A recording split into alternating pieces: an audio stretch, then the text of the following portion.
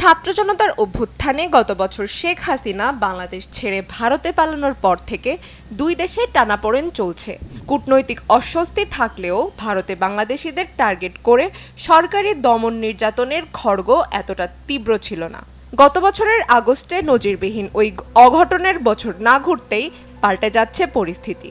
গত কয়েক সপ্তাহ ধরে দিল্লি, হরিয়ানা, পশ্চিমবঙ্গ সহ ভারতের বিভিন্ন অঞ্চলে অবৈধ বাংলাদেশি আখ্যা দিয়ে বাংলাভাষীদের ধরপাকড়, নির্যাতন, মারধরের তীব্রতা বেড়েছে।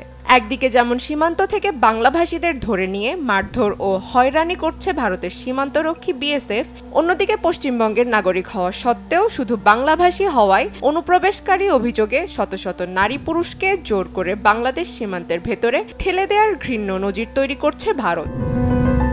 সোমবার দিল্লির লালকেল্লা চত্বর থেকে 5 জনকে ধরে তাদের বাংলাদেশি হিসেবে প্রমাণের চেষ্টা চালিয়েছে পুলিশ। তাদের বিরুদ্ধে জোর করে লালকেল্লা চত্বরে ঢোকার অভিযোগ আনা হয়েছে।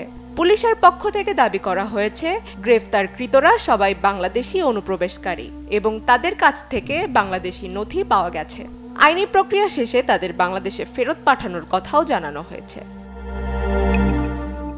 এর মাত্র 2 দিন আগে নদিয়া পুলিশ 7 জনকে গ্রেফতার করে বাংলাদেশি দাবি করেছে। শুক্রবার রাতে ভারতের আসামের কাছাড় জেলায় বাংলাভাষী নির্মল নমশূদ্র নামে এক মানসিক প্রতিবন্ধীকে পিটিয়ে হত্যা করেছে বিএসএফ। তাকে বিএসএফ জওয়ানরা গাড়িতে তুলে নিয়ে যাওয়ার সময় স্থানীয়রা বাধা দিতে চাইলে গুলি করার হুমকি দেওয়া হয়। সম্প্রতি হরিয়ানার পানিপথে বাংলাদেশি সন্দেহে পুলিশ নির্যাতনে এক যুবকের 2 পা ভেঙেছে। পা ভাঙা অবস্থায় 3 দিন আটকে রাখার অভিযোগ তুলেছেন নির্যাতিত যুবক সাব্বির। সে কাজের জন্য পশ্চিমবঙ্গ থেকে পানিপথে গিয়েছিল।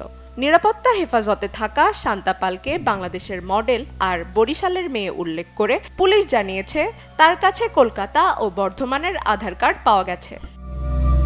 এমন অবস্থায় দিল্লি পুলিশের একটি চিঠিতে বাংলা ভাষাকে বাংলাদেশি ভাষা উল্লেখ করায় তীব্র ক্ষোভ জানিয়েছেন পশ্চিমবঙ্গের মুখ্যমন্ত্রী মমতা ব্যানার্জি।